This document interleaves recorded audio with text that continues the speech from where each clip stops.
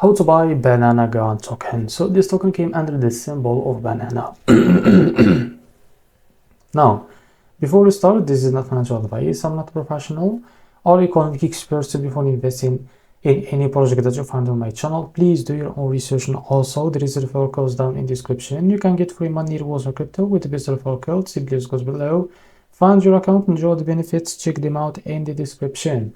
Now, as you can see, before going on by this token, make sure to check the REFERRAL account and keep following updates about this token. So as you can see, this token is available on CoinMarketCap. To be able to buy this token, click it to copy the token address. As you can see, this token address is under the Ethereum network. Now, open your Biscuit whiteboard, go to your wallet and select the Ethereum as a network from here. Click on this plus icon and paste the token address here, as you can see. Now click on this plus icon to add this token to your wallet. Go back to your wallet and find your token that you just added called banana. Now after you find it, click on it. Now here click on swap, switch from here. From the top, select the token that you want to buy with, for example, USDC, and here you can type how much you want to buy. So here you will be able to see how much you save that token, as you can see here. And now you can click on swap and you will be able to buy this token on your wallet. So this is how to buy banana token.